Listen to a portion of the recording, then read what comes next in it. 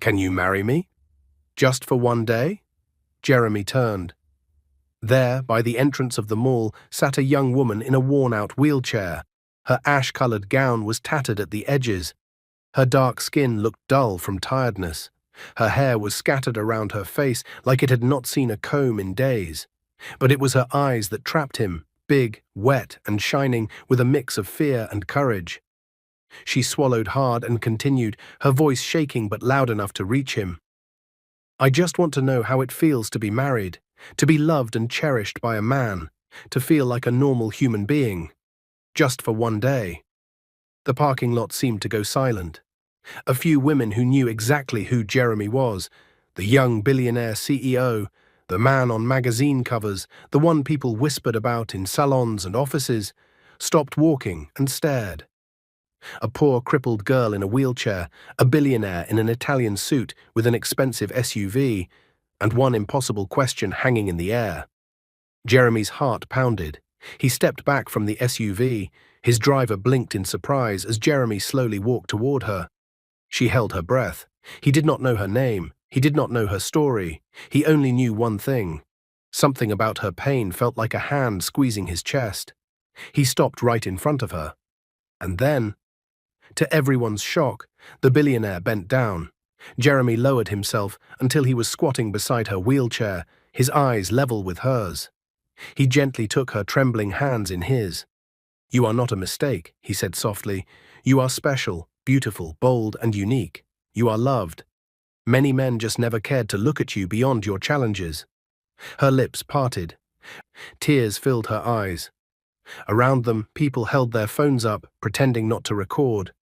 Jeremy reached into his pocket and pulled out a small velvet ring box. The same ring he once thought he would use for someone else. Someone who left when times became tough. He opened it. Gasps rose from the small crowd forming around them.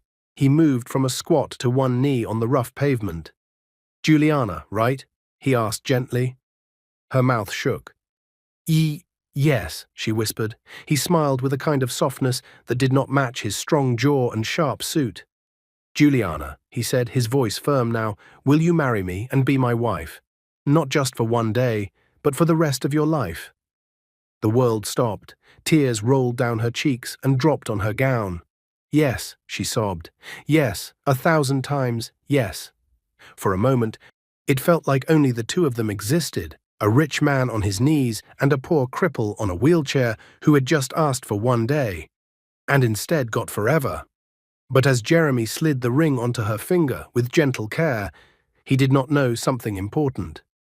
He thought he was saving Juliana from shame and loneliness. He did not know that Juliana was the one about to save him.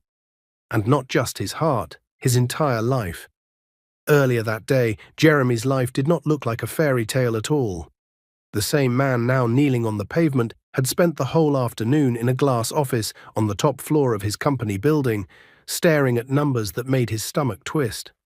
If we don't secure this $500 million project, his finance director had said over the phone, we might not survive the year. The banks are already watching us. The board is nervous. Tomorrow's bid is our last big chance, sir. Jeremy had dropped the call, leaned back in his chair and shut his eyes. Everyone thought he had everything. Cars, a mansion, power, respect. No one saw the weight on his shoulders. No one saw the mistakes he blamed himself for. No one saw how close his company was to breaking. When he left the office to clear his head and visit the shopping mall, he just wanted a few minutes to breathe, to walk, to feel normal. He did not know his whole life was about to change in the parking lot. After Juliana said yes, the parking lot slowly came back to life. Is that not Jeremy Anderson? Is he mad? He's proposing to a cripple? Record it. Record it. A group of young women at a distance stared with open mouths. Some were jealous. Some were confused. Some were just shocked. Jeremy ignored them. He stood up, still holding Juliana's hand. From today, he said softly, you are not invisible. She tried to wipe her tears with the back of her hand. Why are you doing this? She asked. You do not even know me. Maybe I do not need to, he replied. Maybe I just need to know who I want to be. Slowly, he moved behind her wheelchair. Come with me, he said. He began to push her gently across the interlocking tiles. The air smelled like perfume and roasted corn from a nearby road stand. Cars drove past as the evening sun dipped lower. "Where are we going?" she asked, her voice small. "To give you the day you asked for," he said. "A full one." They stopped first at a salon beside the mall. The bright pink signboard flashed above their heads. Hairdryers hummed from inside. Two stylists looked up as the door opened and saw them. Their eyes widened when they recognized Jeremy. "Good evening, sir," one of them said quickly, almost dropping her comb. Jeremy smiled politely. "This is my fiancée, Juliana," he said calmly, as if it was the most normal thing in the world. "Please, treat her like a queen." Juliana pressed a hand to her chest, still not believing any of this was real. They washed her hair with warm water and sweet-smelling shampoo. They carefully combed it, untangling the knots, and packed it into a neat bun that framed her face. Then came light makeup, a little powder, a soft touch on her brows, a calm color on her lips. Juliana watched herself in the mirror and almost did not recognize the woman looking back. After that, Jeremy wheeled her next door, into a boutique with shiny glass and bright white lights. Dresses in all colors hung in neat rows, shoes lined up like soldiers. "Pick something," he said. She shook her head, overwhelmed. I cannot. They are too expensive. I am not." "You are my fiancée," he said gently. "That is all the reason we need." The salesgirls, who had been whispering at the corner, now moved with new respect. They brought out gowns, fabrics that shimmered under the light, soft fabrics that felt like clouds. At last she chose a simple but elegant gown that made her dark skin glow. When they helped her change and she rolled out again, her hair in a neat bun, face glowing, gown flowing over her legs, people in the boutique paused to stare. It was like watching a flower open after the rain. Jeremy's eyes softened as he looked at her. "Now," he said, "we can go home." "Home," she echoed. "To my house," he said. "Your house. If you still want to be my wife for more than one day." Her heart beat faster. Outside, he gently lifted her from the wheelchair, holding her like she was the most precious thing in the world. He placed her carefully on the soft back seat of his SUV, then folded her wheelchair and placed it in the trunk. As the car drove away from the mall, Juliana watched the city lights blur past. Lagos was loud and bright, but inside the car was quiet. She kept touching the ring on her finger to be sure it was real. After some time, they turned into a long, private road lined with trees and lights. At the end of the road stood a huge mansion with tall marble pillars, wide glass windows, and a fountain dancing in front. Juliana's mouth fell open. "Is this yours?" she whispered. "Yes," Jeremy said, "but today it is also yours." The security guards at the gate bowed slightly as the SUV drove in. The house staff at the door stared in quiet surprise as Jeremy carried Juliana in his arms across the grand entrance. It felt like a dream. She did not know if she would ever wake up. He showed her a beautiful guest room with soft cream curtains and a bed that looked like a cloud. "If there is anything you need, ask," he said.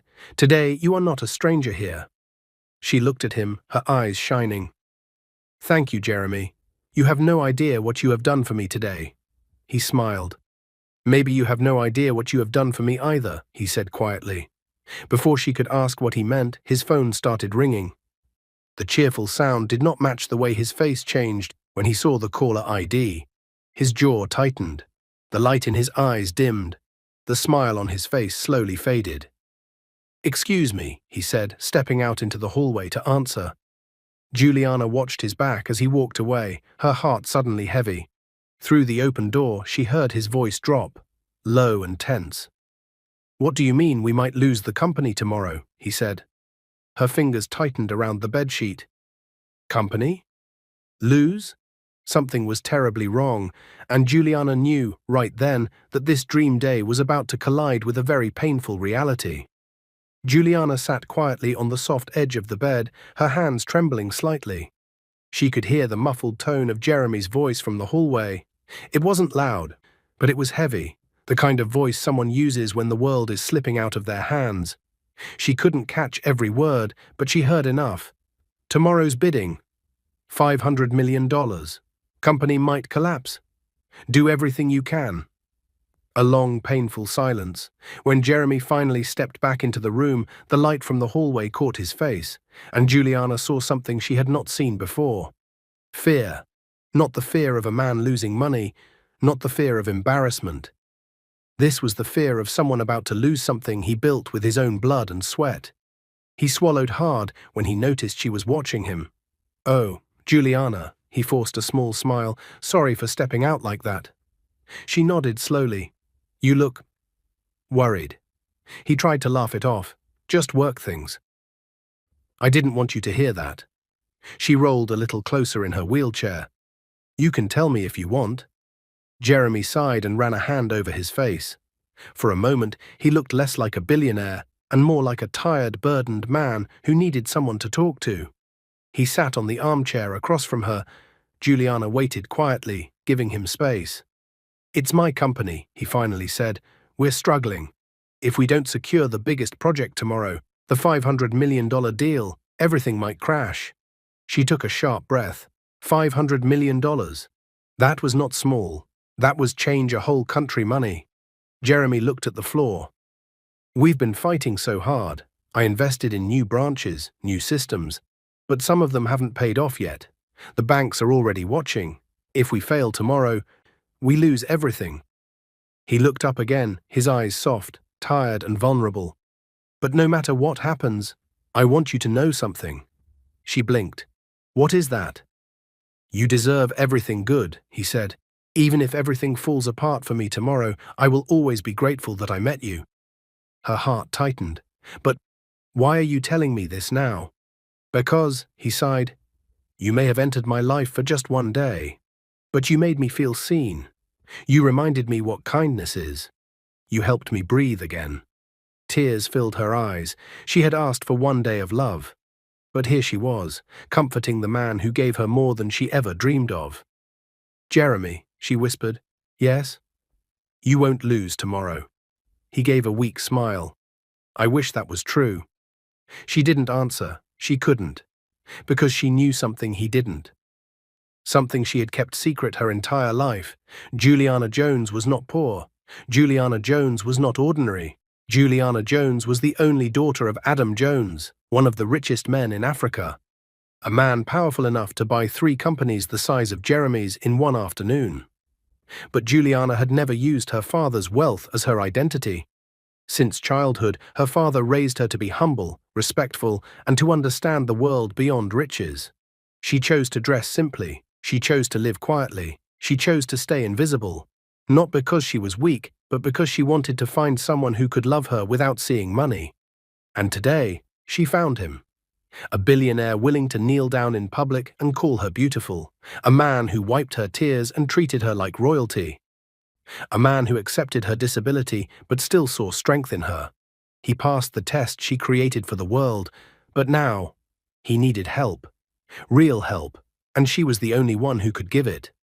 That night, when Jeremy walked her to the guest room and wished her good night, Juliana waited until she heard his footsteps fade. Then she locked the door quietly. Her hands shook as she reached for her small phone, an old one she used whenever she wanted to move around unnoticed. She dialed a number she had memorized since childhood. It rang only twice. A deep male voice answered immediately. "My daughter," he said.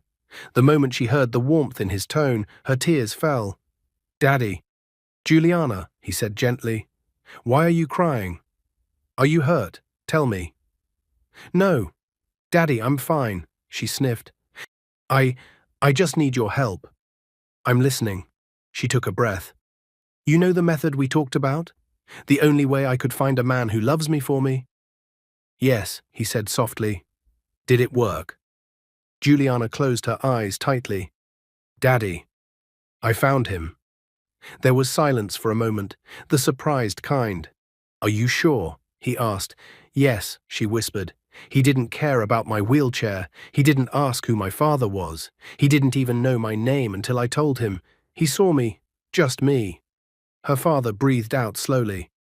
"Thank God." "But Daddy," she continued, her voice shaking, "his company is dying. He might lose everything tomorrow." "What is the company's name?" he asked calmly, like a man already preparing to fix the problem. Juliana told him. Adam Jones, the same man who controlled hotels, oil fields, shipping lines, real estate and tech companies across Africa, was silent for a long moment. When he spoke again, his voice was calm and powerful. My daughter, sleep well. Tomorrow morning, he will win that contract. Her tears fell again. Thank you, Daddy. Anything for you, he said. You finally found a man worthy of you. Tomorrow, we fight for him. When the call ended, Juliana remained in her wheelchair, staring at the ring Jeremy had placed on her finger. What if he regrets it, she whispered to herself. What if he thinks I tricked him? What if he stops loving me? Her chest tightened with fear, but she wiped her tears anyway. Tomorrow she would reveal everything. Tomorrow she would stand beside him. Tomorrow she would save him, the man who unknowingly saved her first. And just as she whispered a small prayer, a soft knock hit her door. Her heart jumped. Juliana. Jeremy's tired voice came through the wood. Can I talk to you for a moment? Her breath caught. Why was he here? Why now? She rolled toward the door and unlocked it. When she opened it, Jeremy stood there, his eyes red. Not from anger, but from silent pain. I didn't want to sleep yet, he said. Can we talk? Before she could answer, he stepped in and dropped a shocking confession that made her gasp. A confession that would change everything. Juliana's heart raced as Jeremy stepped into the room. His shoulders looked heavier than before, and when he closed the door quietly behind him, it felt like the air in the room grew still. He didn't sit. He didn't smile. He just stood there like a man fighting something inside him. Juliana, he said softly, there's something I've never told anyone. Not my staff, not the board, not even my best friend. Her hands tightened on the rims of her wheelchair. What is it? He swallowed slowly, then walked to the window. The moonlight touched his face, showing pain buried deep. I wasn't always the strong billionaire everybody sees, he said. Before all this, I was just a boy who lost everything. Juliana listened quietly, her chest tight. When I was 14, Jeremy continued, my father's business collapsed. He lost the house, the cars, everything. One night he sat at the dining table, looked at me and my younger sister, and said he failed us. He paused. Juliana could see his hands shaking slightly. The next morning, he didn't wake up. Heart attack. His voice cracked. I watched my mum struggle to raise us alone.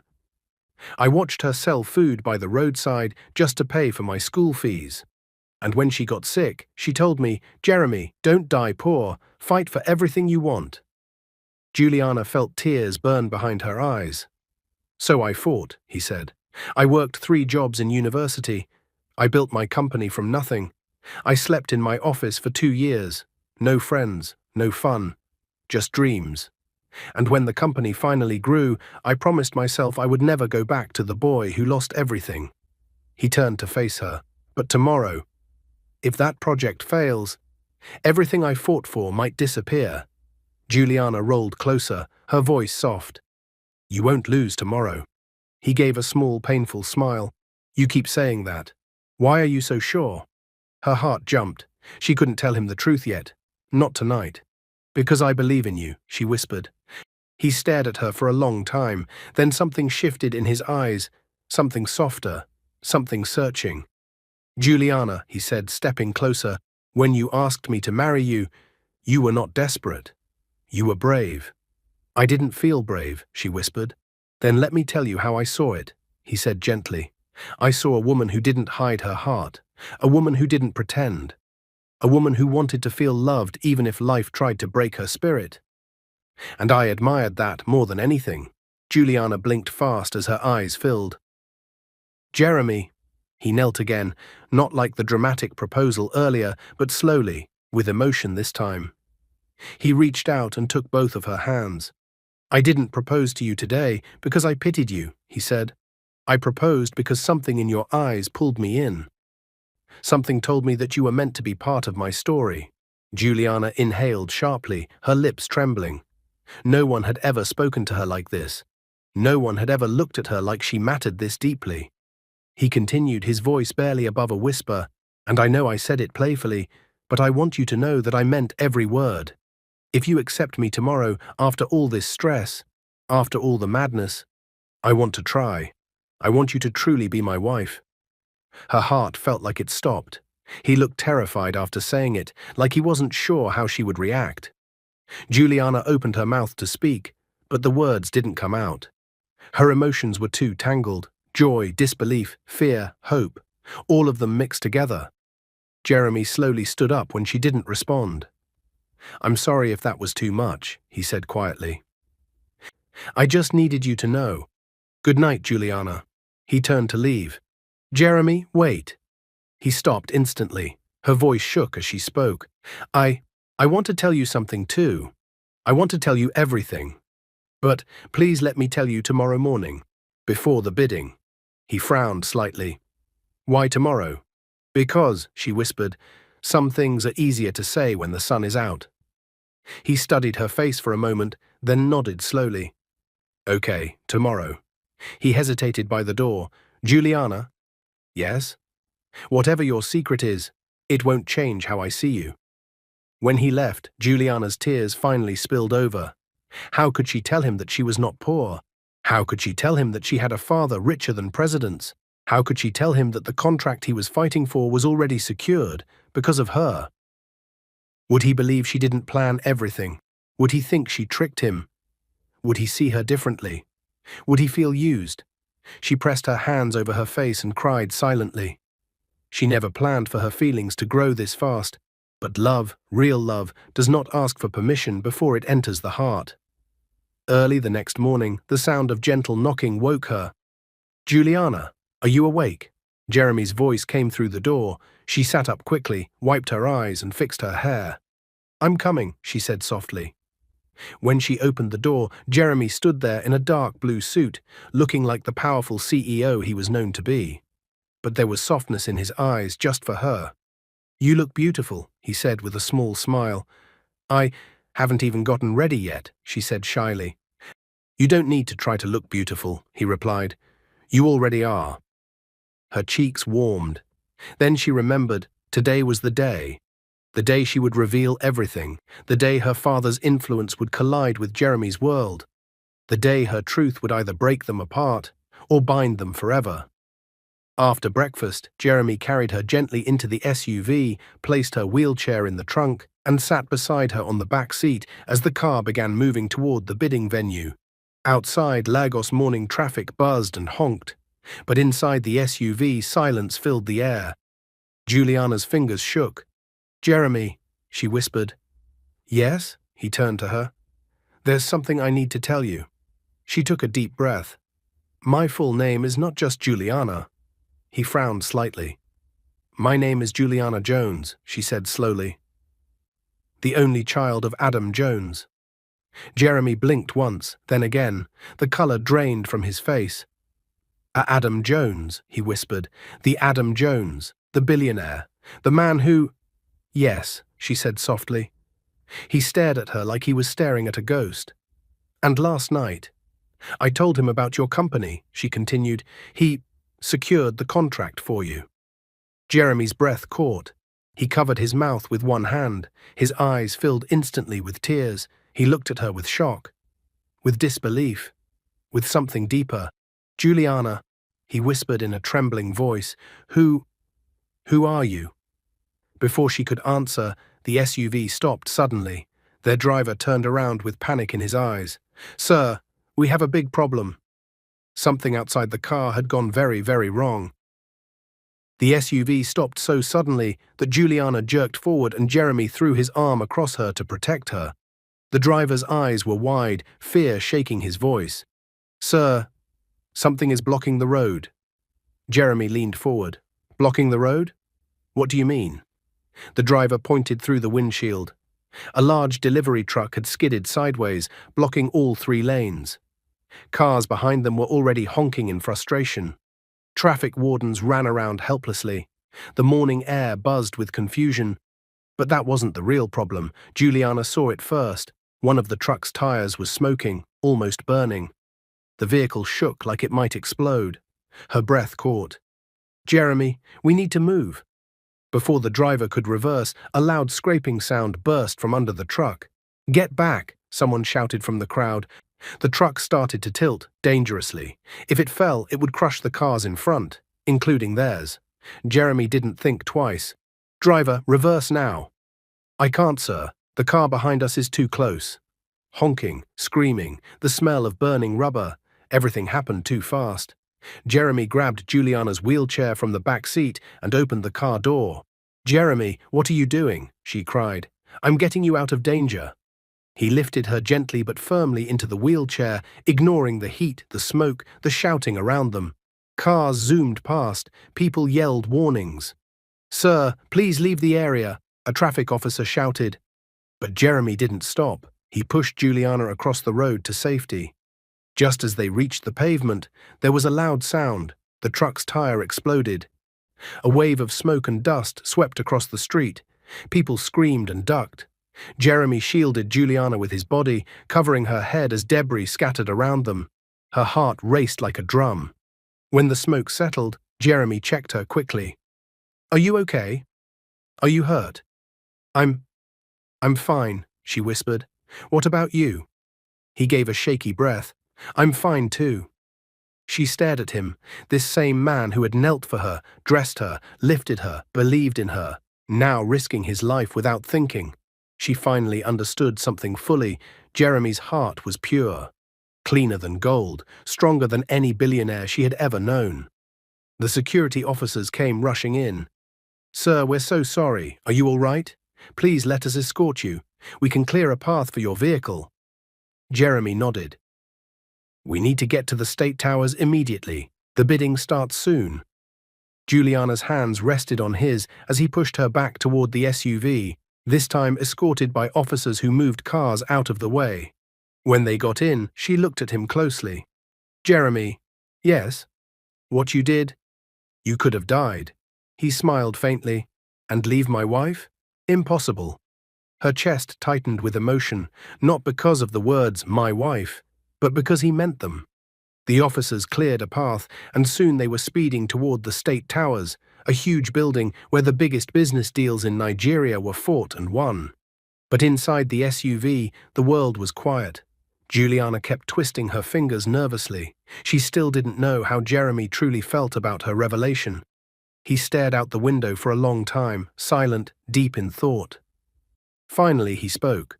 "So, your father, he already secured the contract?" "Yes," she whispered, "and you didn't tell me, because you wanted to see if I would still care for you, even if you were not rich." She nodded painfully. "I didn't mean to hide it forever. I wanted someone to love me first. Just me. Not my father's name." Jeremy turned slowly to face her. "And you think I loved you because of how you looked? Or because I thought you were rich?" She blinked. "No, but—" "Juliana," he said softly but firmly, "I proposed before I even knew who you were. I saw your heart, and that's the part I fell for." Tears rolled down her cheeks again. He wiped them gently with his thumb. "Don't cry, not today. Today we fight together." She nodded slowly. "But Jeremy," she said, "there's something else."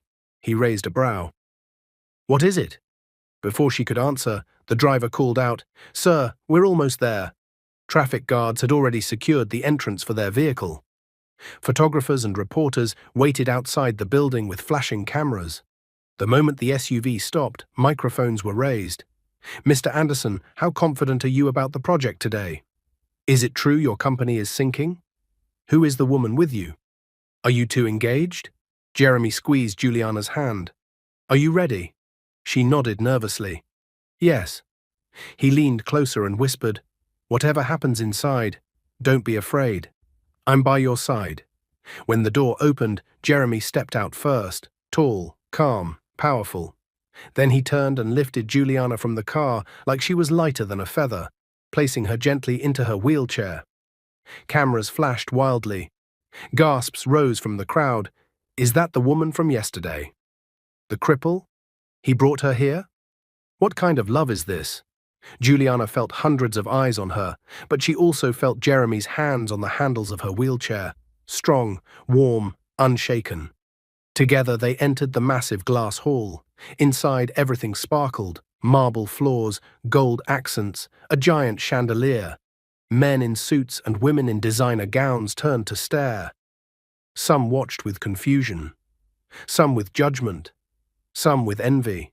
But one man's eyes widened more than everyone else's. A tall, powerful man in a black kaftan stepped into the center of the hall. Silver beard, sharp eyes, a presence that filled the room. Juliana gasped. Jeremy froze. Whispers spread like wildfire. Is that? It can't be. Adam Jones? At the bidding? Why is he here? Adam Jones walked straight toward them. People stepped aside. Security guards straightened. Business giants murmured.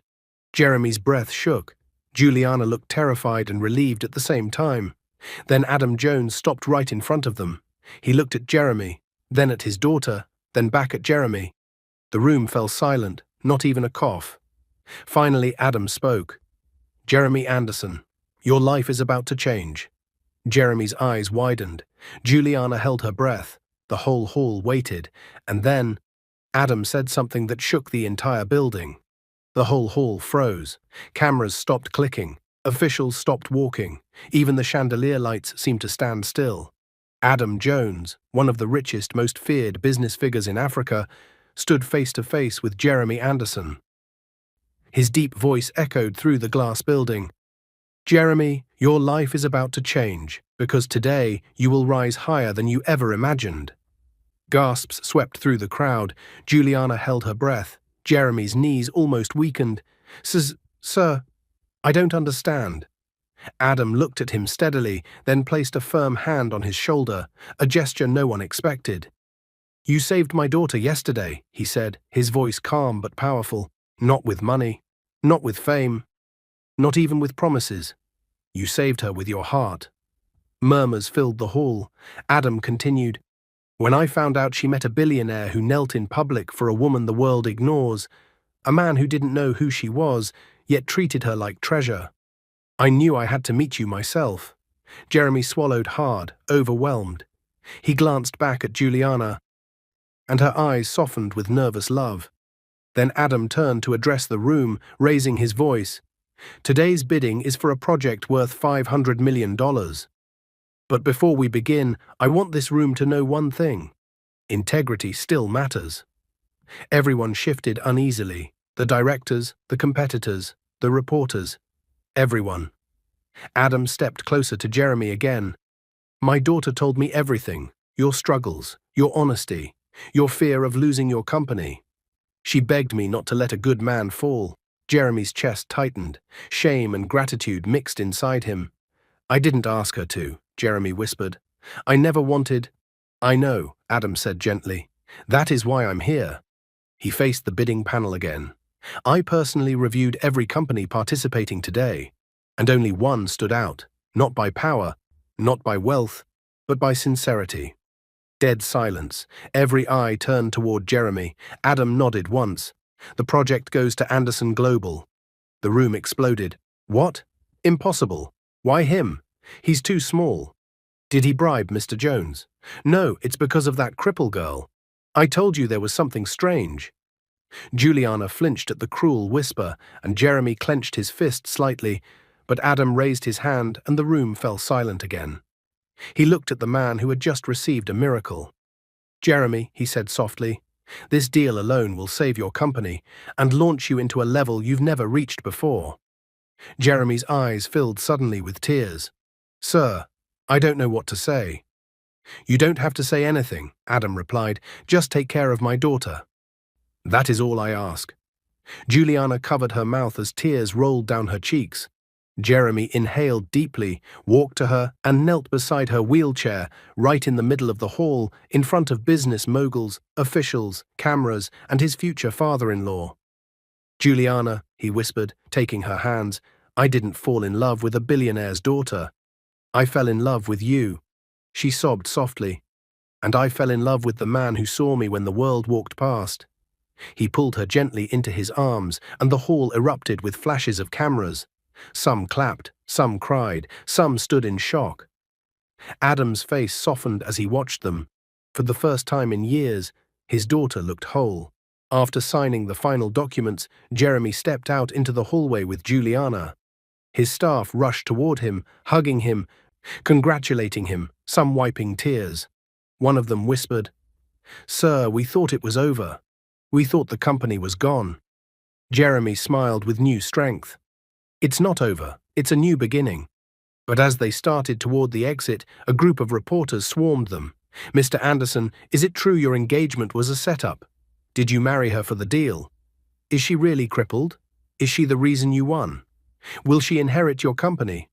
Juliana shrank in her wheelchair, overwhelmed. Jeremy stepped in front of her like a shield. "Enough," he said firmly. "Yes, Juliana is the daughter of Adam Jones. But I did not know that when I proposed. I proposed because she touched my heart. The contract was a blessing. But she is the real gift." Juliana looked up at him, stunned. Jeremy turned slightly and held her hand. "And for the record," he added, "if I had to choose between the deal and her, I would choose her every time." The reporters went silent. Then slowly one of them lowered her camera. Another wiped her eyes, and the noise around them softened into respect instead of chaos. Juliana whispered, "Thank you." "Always," Jeremy said. By evening the mansion glowed with soft lights. Staff moved around with quiet joy. Everyone had heard the news. Juliana sat by the fountain in the front yard, watching the water dance. She looked peaceful now, no longer afraid. Jeremy walked out slowly and sat beside her. She whispered, "You almost lost everything, because of me." He shook his head. "No, Juliana, I gained everything because of you." She looked down at her hands. "But what if people say you married me because of my father?" Jeremy turned her wheelchair gently to face him. "Let them talk," he said softly. "People talk when a story is bigger than their minds." She smiled weakly. He continued, "If I wanted money, I could marry anyone in Lagos, but only one woman made me kneel. Only one woman made me feel alive. Only one woman made me believe in love again." Her voice trembled. "Jeremy." He bent his forehead gently against hers. "You saved me," he whispered, "before your father did, before the contract did. You saved me the moment you spoke to me outside that mall." Juliana's tears fell silently, and Jeremy wiped them with the back of his hand. "Juliana, will you still be my wife? Truly, not for a day, not for a moment, but for the life we are about to build together." She gave a small laugh through her tears. "I said yes 1,000 times, remember?" He smiled. "One more time won't hurt." She breathed soft and warm. "Yes, Jeremy. Yes, forever." He kissed her forehead gently, the first soft promise of a future neither of them had expected. Above them, the fountain sparkled under the nightlight, but deep inside the mansion, something else waited, something neither of them saw coming. A shadow stood at the balcony, someone watching, someone who didn't clap, someone who didn't smile, someone who was not happy that Juliana, the billionaire's hidden daughter, had chosen Jeremy. And this person had their own plan, one that could tear everything apart. Juliana and Jeremy remained by the fountain, wrapped in a gentle silence filled with hope. The night air was cool, and the soft glow of the mansion lights made everything feel calm and peaceful. But above them, hidden behind the golden curtains of the upstairs balcony, someone watched. Someone who had been silent the entire day. Someone who had waited for this moment. Diana, Juliana's childhood nurse, a woman who had cared for her since she was 3. A woman who loved Juliana deeply but loved her father's wealth even more. A woman who never believed any man deserved Juliana. And now, watching Jeremy hold her with such affection, Diana's heart burned. "This cannot happen," she whispered to herself. "Juliana cannot marry a man from outside our world." Her fingers curled around the balcony rail as she stepped back into the shadows, her mind racing. If Jeremy married Juliana, he would inherit everything. Access to the Jones empire, shares, investments, even private family assets. "No," she whispered, "not him." She rushed downstairs. Jeremy was still wiping Juliana's cheeks when the large wooden doors swung open. Diana marched toward them, her expression tight and burning. Juliana's eyes widened. "Diana, what are you doing here?" Jeremy stood immediately, protective and alert. Diana pointed at him. "You think you can marry her? You think you deserve her? Do you know how many men tried to use her just for her father's power? You will not be one of them." "Diana, stop," Juliana said firmly. "Jeremy isn't like that." But she stepped closer, ignoring Juliana completely. "I will not let you trick her," Diana shouted, her voice rising. "She is too trusting, too kind, too innocent." "And you?" Jeremy raised a hand calmly. "Mom, I understand you're worried." "No, you do not understand," Diana cried. "I have protected her for years. I've seen how people treat her. I know the pain she hides, and I know the truth. Love breaks her faster than anything else." Juliana's eyes softened. "Diana, I'm not broken." But Diana shook her head, tearing up. "You don't see yourself," she whispered. "You don't see how amazing you are, how precious you are. I just don't want you to get hurt again." Juliana's voice was warm as she held out her hand. "Come here." Diana hesitated. Juliana continued softly, "All my life, you protected me. You kept me safe. You stood by me when I cried. But Diana, I'm not alone anymore. And love doesn't break me. It heals me." Jeremy knelt down beside Juliana's wheelchair, showing Diana he meant no harm. "I didn't fall in love with a billionaire's daughter," he said. "I fell in love with a brave woman who smiled through pain and still believed in kindness." Diana's tears fell. "I love her too much to lose her," she whispered. "You're not losing me," Juliana said. "You're gaining someone who will love me with you." Diana covered her face, crying softly. After a moment, she lowered her hands and looked at Jeremy. "If you ever hurt her," she warned quietly, "I will make you regret it." Jeremy nodded once. "I understand." Then Juliana held out her hand again, and this time, Diana took it. "Thank you," Juliana whispered, "for caring enough to fight." Diana nodded slowly and stepped back, her anger melting into acceptance. "You really love him," she whispered. Juliana smiled. "With everything I am." "And you love her?" Diana asked Jeremy. He looked at Juliana like she was the only person in the world. "Yes," he said, 1,000 times yes." The next day, the wedding was small, warm and breathtaking. Juliana wore a simple white gown that flowed beautifully over her legs. Her hair was styled in a neat bun, her favorite. Jeremy wore a charcoal suit, standing tall and proud. Adam Jones walked his daughter down the aisle with tears in his eyes. Diana stood beside her like a guardian. When Jeremy placed the ring on Juliana's finger, the same one from the mall, she cried softly. "From one day," she whispered, "to forever." Jeremy smiled, wiping her tears. "Forever, my love." The crowd applauded. Their marriage wasn't a fairy tale, it wasn't perfect, but it was real. A billionaire who found love in humility. A crippled woman who discovered strength inside her heart. Two lonely souls who found each other in the most unexpected way. And together, they built a life filled with laughter, courage, partnership, and peace. What is your view about this story? Where are you watching from? If you enjoyed this story, comment, share, and subscribe to our channel for more interesting stories.